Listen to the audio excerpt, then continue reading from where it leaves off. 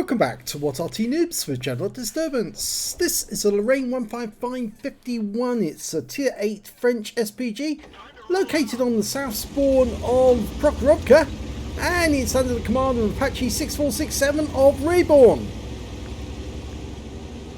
Okay, well, game's on, and he's headed off to the east side of the map. Now, the Lorraine 15550, it's got a 155mm howitzer as its main armament, and it's capable of doing 750 alpha, penetrating 45mm of armour, and it's got a burst radius of 8 meters. Well, one of the best things about it is its reload time, 26 seconds. It's quite quick, and it's comparable to the M12 and some other 155mm armed Artys. And that means you can hit a lot of targets in a battle. Rounds out from the Conqueror. Oh, it overshot by some distance. The reticule wasn't fully dialed in when he shot. And, well, the shell landed about, must have been about 50 yards, maybe even 100 yards away.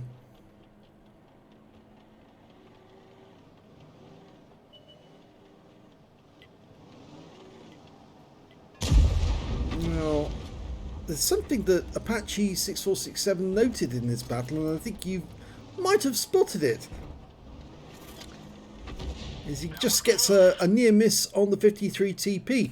There's a light tank on our team.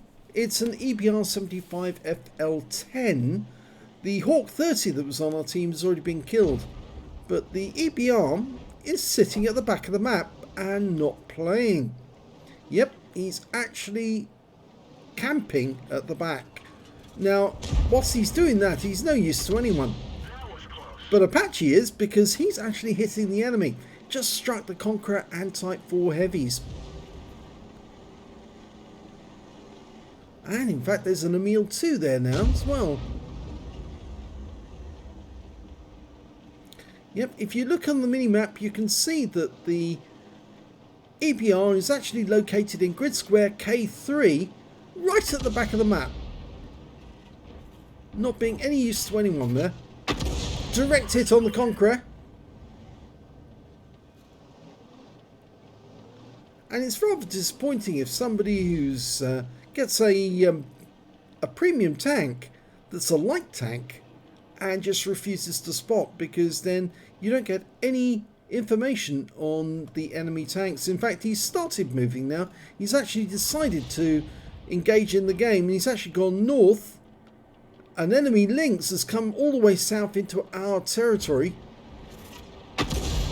Lovely direct hit right into the side of the Type 4 heavy, and that Lynx 6x6 on the enemy team has actually come so far south.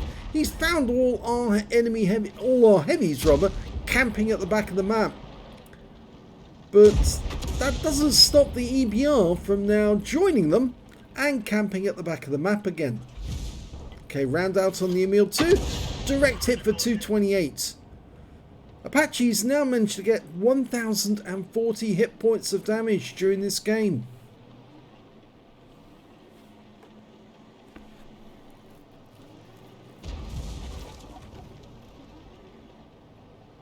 Yep, that EBR sitting at the back in grid square K3, not helping the team at all.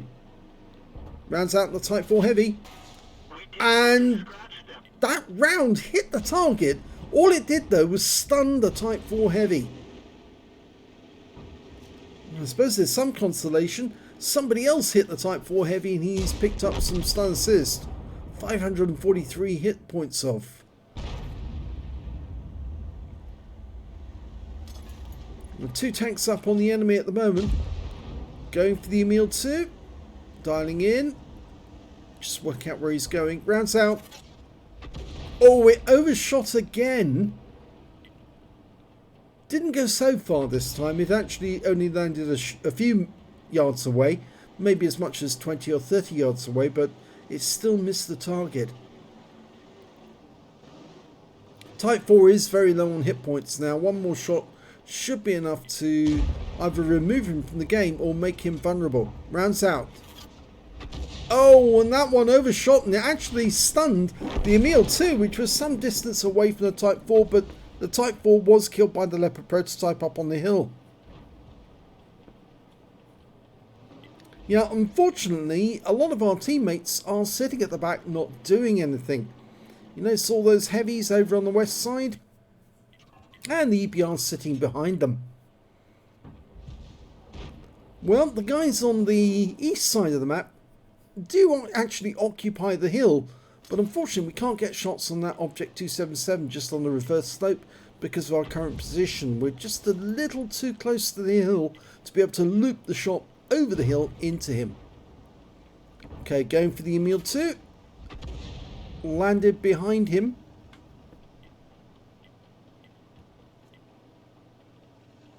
Some of the other members of the team are indicating that TVP should go over to the west side of the map and go up the west side to give us some spots on the enemy. But one enemy tank has come into sight, and it's a Jaegeru.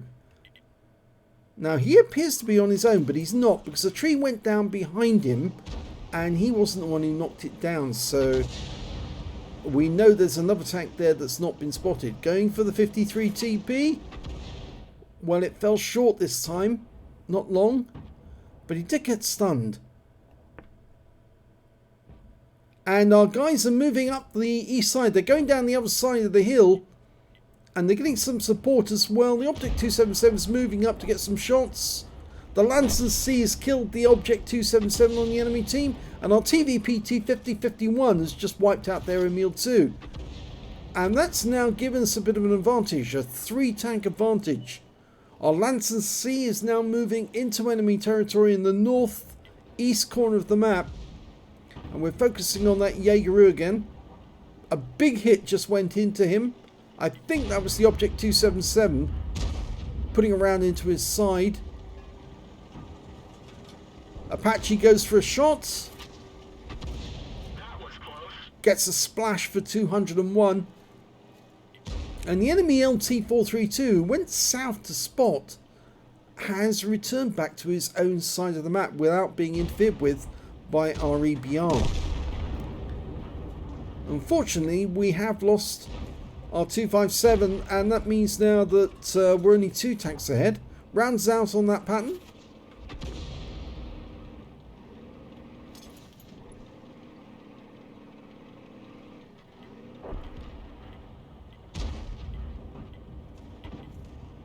Well, the pattern's taken a bit of a clobbering as well. Down to 479 hit points. We're almost loaded. He's moving away from the west side. There's that Jaegeru, almost out of health. Rounds out on him. Direct hit! Unfortunately, Apache didn't get the kill because somebody else, it was the E75TS, managed to get the kill. The shot went in just ahead of Apache. And I think all he managed to get out of that was some stun assist. Okay, we're aiming for the 53 TP this time. Lining up a shot ahead of his path. Some splash. 42.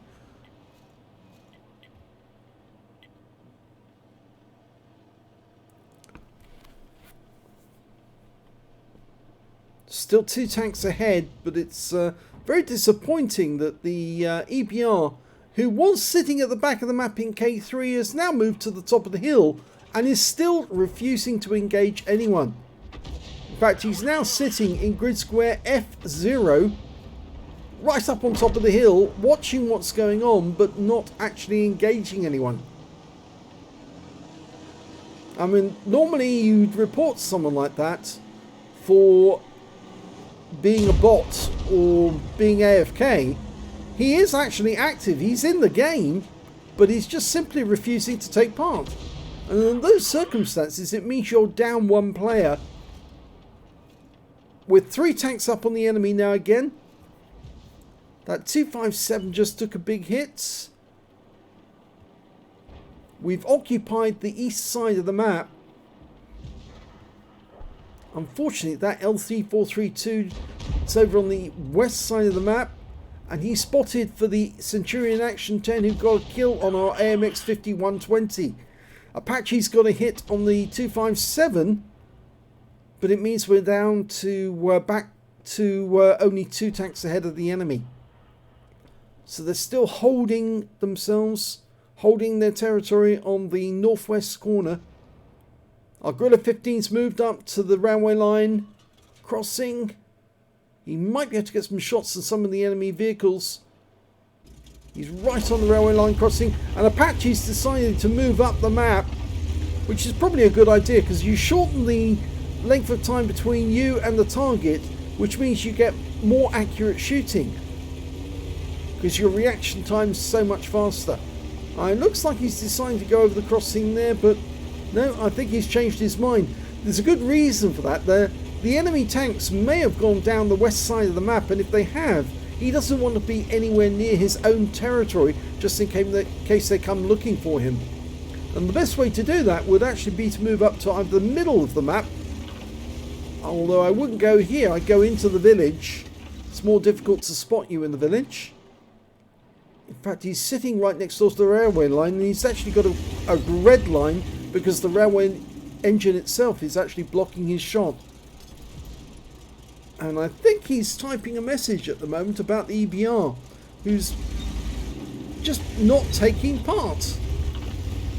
He says, "I'm too coward." And there's an enemy Arty round, and I think that was aimed at Apache 6467. He may have been spotted. Well, some of our players are now moving back towards their own half of the map because they suspect that the enemy tanks are actually in their half. And Apache, well, he's decided to go up into the enemy territory, and that's actually quite a smart move in some ways because it means that the enemy's going to be hit from a direction they don't expect. They'll go looking for him in the south and they won't find him because he's not down there. In fact, the Centurion Action 10 did go down to the southwest corner of the map, and he's been looking around for an Arty and he hasn't found one because he's in the northeast corner of the map. He's right into the other side. Unfortunately though, we lost our TVP 250-51, and that shot was a little too late because there's a long flight time for the shell. It's 3 seconds from the moment you fire until the shell arrives.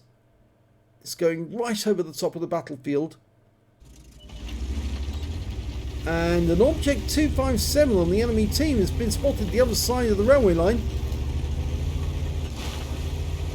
And it looks to me like Apache, well, I think he's actually trying to get up onto the heights in the northeast corner. And you can't get up that slope. Yes, you can get up there because it's got some traction. That's it. Now it's possible for him to get into the dip on the east side, and once you're into that dip, even if somebody was to go up to the railway line crossing, they just would not see you, and that's the 2-minute warning. They've left it so late now, and there's still 4 enemies out there, and it's beginning to look like this is going to be a draw because they haven't found the enemy. They're losing tanks. They're down to just 1 tank ahead of the enemy. You need to give a long lead when you're a long distance away. He fires at the Centurion Action 10. Near miss. That was a near miss. He's not stunned though. He must have used his first aid kit. Okay, he's marked it as target and is still following. The Centurion is obviously after the E75TS. He is a bit low on health as well. He's a one-shot for that Centurion. And unfortunately, an enemy Striv has just come into sight as well. He's down in the south. And the only other enemy we can see is the Object 257. We still haven't found the enemy FB207, their Arty.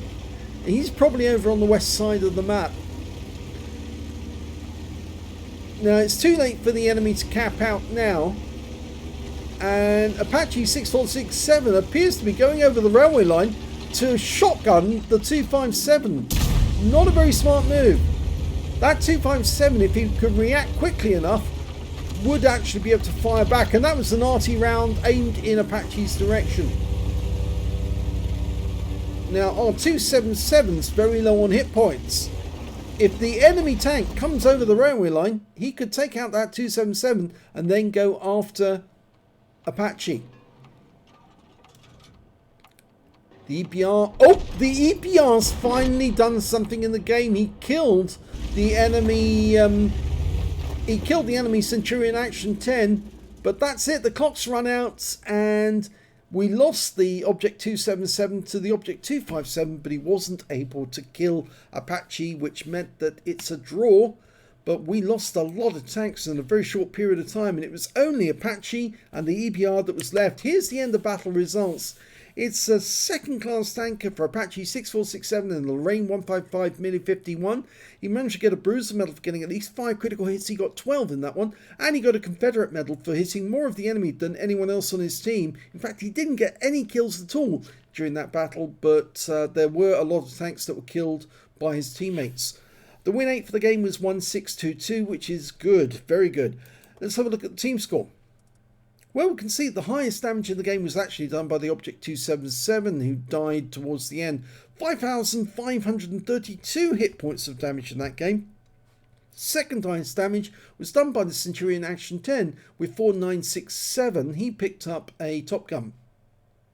And the next highest damage after that was the Guerrilla 15 with 4,221. Apache only got 1,886 in that game. On the kill side, it was the Centurion Action 10 who did the best. He was quite a good player. 7 kills in that one.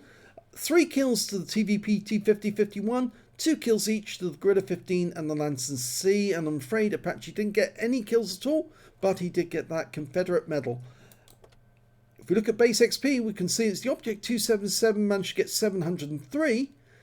The next high scorer was the Centurion Action 10 with 647. Of course, he got the Courageous Resistance Award, as did the Object 277 for getting a high caliber and patrol duty. And then the next high score after that was actually the Lanson C with 624. He also had a Leather Slaves medal, which means obviously he gets the Courageous Resistance Award, as does Apache for his 551. Apache fired 22 rounds, got 5 direct hits, no penetration, 19 splash. Damage of 1,886 hit points, all of it at more than 300 meters. Damaged 80 of the enemy, didn't get any kills, but he got 354 hit points of stun, damage assistance, and 1,649 hit points of stun assist off 21 stuns. On a premium count, he earned 36,746 credits. He got 5,111 from Courageous Resistance for getting an epic medal in a battle hero medal in a drawn or losing game. And the total was 41,856. And after ammunition resupply, he took away a profit of 17,216 credits. He picked up 1 bond for the battle for the Confederate, and 826 XP, 514 for Courageous Resistance, took away 1,341 experience points altogether. Yes, I suppose the problem really is this player here. And my criticism of him is that really he didn't take part in the battle until he was absolutely compelled to by actually going after that Centurion Action 10, who was very weak by that point. He'd actually suffered a lot of damage and was an easy one-shot for the EBR to take out. And that's the only point he actually took really part in the battle, apart from doing a bit of spotting. You can see he fired 19 rounds in the entire game. We've got 6 direct hits, 2 penetrations and 256 hit points of damage. Damaged 2 enemies, did get a kill on the Centurion Action 10, and he did move a bit, but not very much. In fact, the criticism is really because he sat still in 2 areas of the map where he wasn't really doing any good to the team whatsoever, and he might as well not have been in the battle at all when it came down to it in the end, simply because he just did not help the team to win that game. He wasn't finding the enemy. It meant his teammates had nothing to shoot at. And really, in a sense, this is trolling by negligence, you might say. So although technically you might say he was a troll, he's more AFK or being a bot for just sitting there, not taking part in the game. And he's not the sort of person you want to have on your team, because if he is on your team, you're not going to get any help from him, and you're going to have to count yourself as one teammate down for the entire game. So yeah, rather sad that he's not taking part in the battle. He ought to get some training about how to use the EBR, or watch some videos about how to use it, and then he might be a help to his other teammates. But at least Apache managed to get a Confederate out of this game, so it wasn't a total loss for him. If you enjoyed that replay, please give this video a like and do subscribe to our channel, and thanks for watching.